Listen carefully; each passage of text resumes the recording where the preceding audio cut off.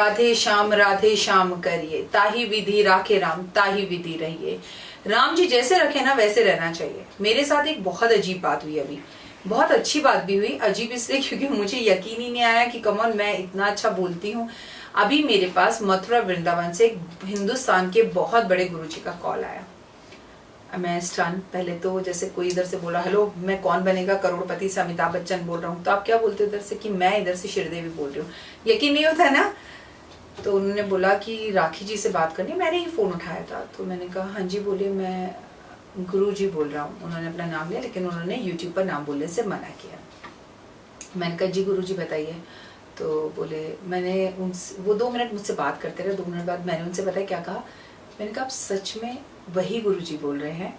तो वो जोर से हंसने लगे और बोले राधे वही बोल रहा हूँ। तो जब उन्होंने राधे बोला तो यकीन हो गया कि वृंदावन से बोल रहे हैं, क्योंकि बात शुरू करने से पहले राधे और बात शुरू करने के बाद राधे।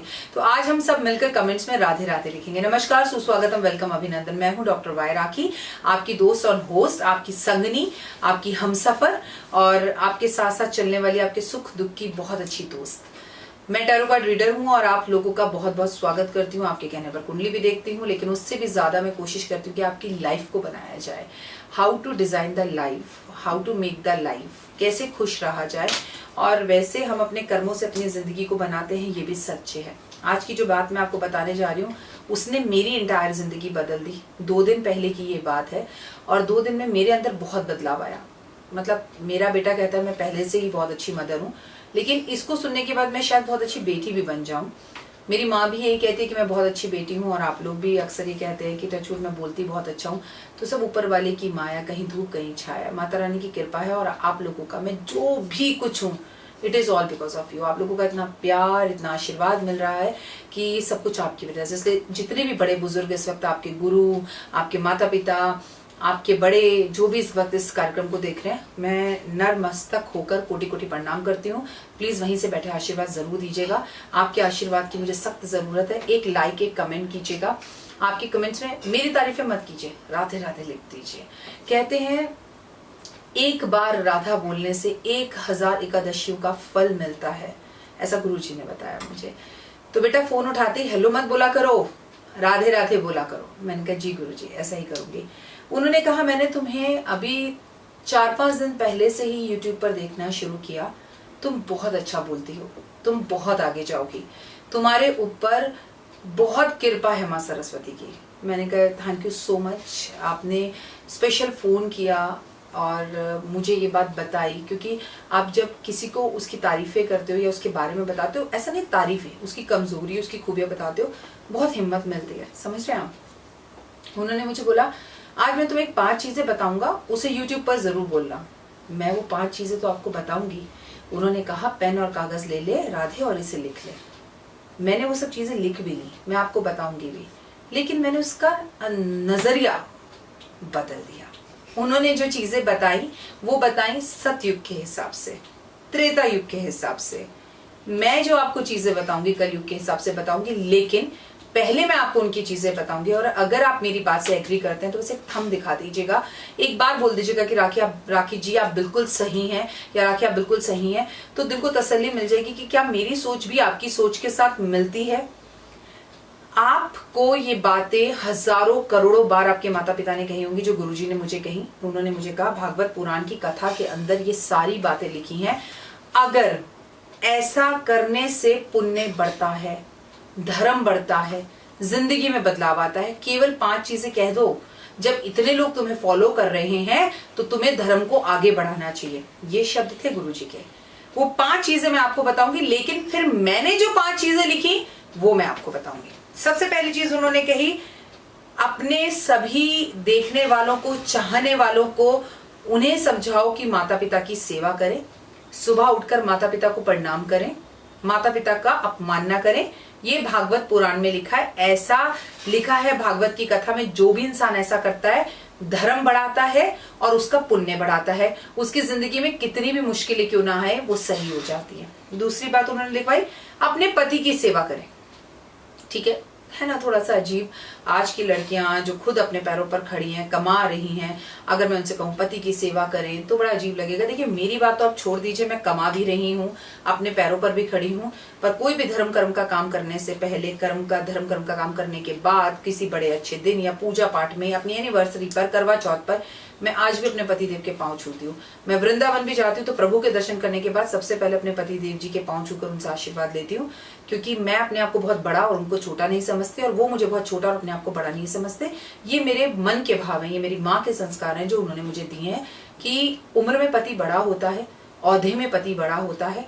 और अगर मेरे दिल को इस चीज से खुशी मिलती है जब वो मुझे आशीर्वाद देते कि सदा सुहागन रहो, माना वो आशीर्वाद उन्हें ही लगता है, पर दिल से भी तो मैं यही चाहती हूँ ना कि जब मैं संसार से जाऊं तो मैं उनके कंधे पर जाऊं और सुहागन बनकर जाऊं।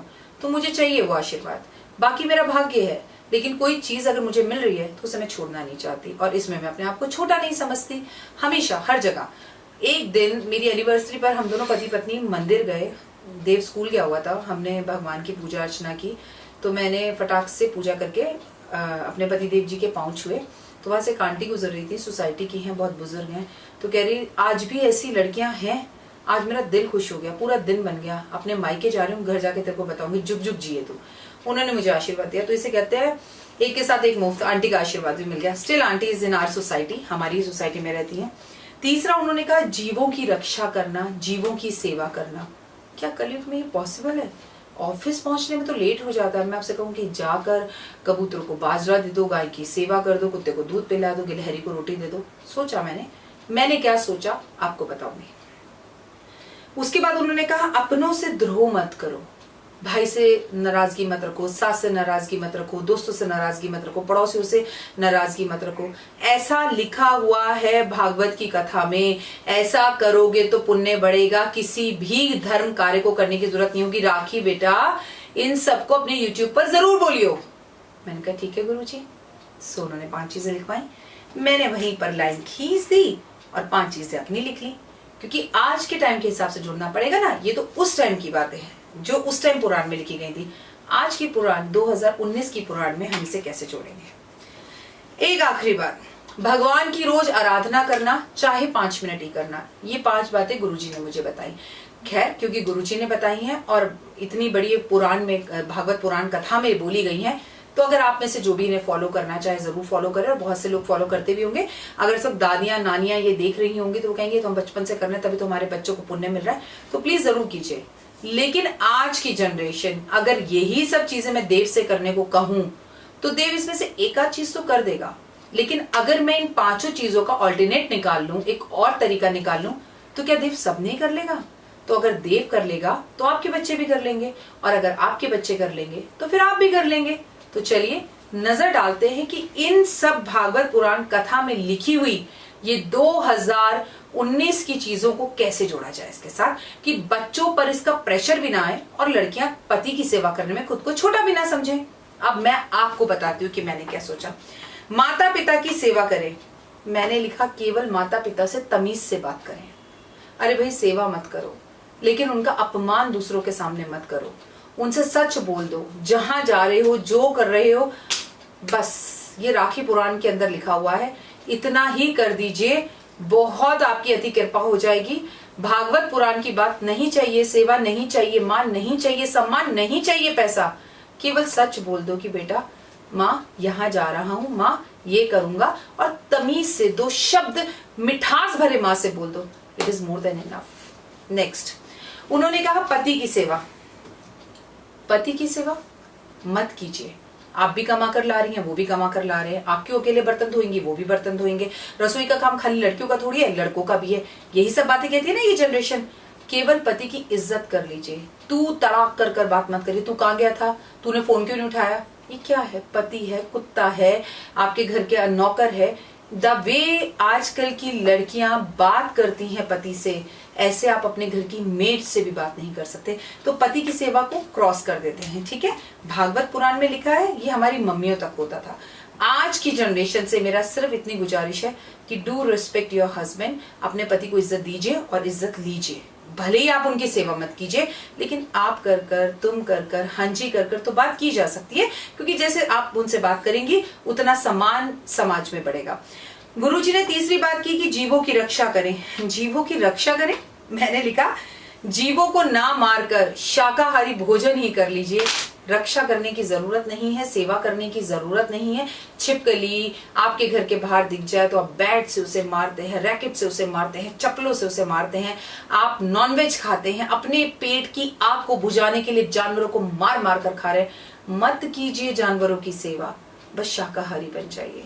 अपने पेट की आग को बुझाने के लिए किसी के बच्चे को मारकर खाना सोचिएगा जरूर। चलिए, अगला गुरुजी ने कहा अपनों से द्रोह ना करें, दुश्मनी ना रखें। पड़ोसी, दोस्त, जेठानी, देवर, कोई भी हो से द्रोह ना करें। मैंने लिखा आप अपनों से जितना द्रोह करना चाहें करिए, लेकिन कम से कम उनकी बुराई मत कीजिए। अब मन में तो है सो कर लीजिए, लेकिन पड़ोसी की पड़ोसी से बुराई, भाई की भाई से बुराई, जेठ की जेठानी से बुराई, देवर की देवरानी से बुराई, मतलब ये सब बुराइयां करनी क्यों है? ऑफिस की कुलीग्स की बॉस से बुराई, है ना? अगर आप अपनों से द्रोह नहीं रखना चाहते हैं मन में रखिए, पर निंदा से बचिए। इसलिए नहीं कि आप उसकी निंदा ना करें तो कोई प्रॉफिट होगा। मैं नहीं चाहती कि आप अपने कर्मास को खराब करें। गुरुजी, ये वीडियो मैं आपको भी जरूर भेजूंगी, और अगर आपको ये वीडियो अच्छी लगी तो प्लीज मुझे जरूर बताइएगा कि आज आपके भागवत पुराण की जो बातें हैं उसे मैंने आपकी आज की बातों के साथ जोड़ा, क्या मैंने गलत जोड़ा? और आप लोग भी प्लीज प्लीज प्लीज, मैं हाथ जोड़ती हूँ, कमेंट करके मेरी सोच के बारे में मुझे जरूर बताइएगा। आखिरी बात, भगवान की आराधना करें। मैं कहती हूँ भगवान की आराधना करने का टाइम नहीं है, डिस्को जाना है और YouTube पर वीडियोस देखनी है, सेल्फी खींचनी है, मंदिर और आराधना जाने का टाइम नहीं है। तो नर सेवा नारायण सेवा, केवल मानव की सेवा कर दो। इंसान से अच्छे से बात कर लो। मेट्रो में कोई प्रेग्नेंट औरत दिखे उसे जगह दे दो। गार्ड की तबीयत खराब है उसे डिस्प्रिन दे दो। किसी का मूड खराब है ऑफिस में, उससे पूछ लो क्यों परेशान हो। तो आपको भगवान की आराधना करने की जरूरत नहीं है, भगवान आपकी आराधना करने आएंगे। केवल इंसान को इंसान समझे। किसी ने गाड़ी रास्ते में हॉर्न बजा दिया तो गुस्सा करके रैकेट निकालकर या हॉकी निकालकर मारने की जगह, माँ बहन की गालियां देने की जगह पर क्यों माँ बहन को बदनाम करते हो? उससे कहो भाई गलती हो गई, अगली बार ध्यान रखूंगा। अच्छा, एक मुस्कुराहट दे दीजिए, एक जादू की झप्पी दे दीजिए। मुझे पता है आप बहुत जिंदगी में परेशान है, लेकिन एक मुस्कुराहट से अगर सेल्फी अच्छी हो सकती है तो सोचिए सड़क पर होने वाली लड़ाइयां एक मुस्कुराहट से कितनी अच्छी हो सकती है। बस इतना, आई एम सॉरी, अब नहीं होगा, सिर्फ ऐसे कान पकड़ लीजिए। आई होप मैंने अपनी तरफ से कोशिश करी। मैं ओवर कॉन्फिडेंस भी हो सकती हूँ और मैं सही भी हो सकती हूँ। ये वीडियो मेरी जिंदगी की सबसे करीबी वीडियो है, खास वीडियो है, क्योंकि इसमें एक महान गुरुजी ने मुझे कॉम्प्लीमेंट्स दिए और ये 5 बातें वीडियो में बताने को आप लोगों को बोला। इन 5 बातों में अपनी 5 बातें 2019 के हिसाब से मैंने जोड़ दी, क्योंकि वीडियोस अगर मैं 1969 के हिसाब से बनाती रहूंगी तो टैंटा फिश हो जाएगा। मुझे आज के जमाने के बच्चों से आज के जमाने की तरह ही बात करनी पड़ेगी। माता पिता ही होते हैं। बस थोड़ा सा प्यार, मुस्कुराहट, पॉजिटिव रहना, और हम संसार में अपनों के बिना चल नहीं सकते। सोमवार, मंगलवार, बुधवार, और वैसे ही परिवार। सही मानों में तो अगर 8वीं कोई चीज है ना तो वो है परिवार। हमें इस परिवार की सख्त जरूरत है। अपने और अपनों को साथ लेकर चलिए, चेहरे पर मुस्कुराहट रखिए, खुश रहिए और कॉम्प्लीमेंट्स दीजिए, और मेरे चैनल को लाइक और सब्सक्राइब जरूर कीजिए। उम्मीद करती हूँ कि सबसे ज्यादा कमेंट्स मुझे इसी वीडियो पर आएंगे। इस वीडियो को टिल एंड तक देखना जरूरी था, क्योंकि ये समझाना पहली बार आप लोग मुझे बताएंगे क्या मैं सही थी या गलत। जय माता।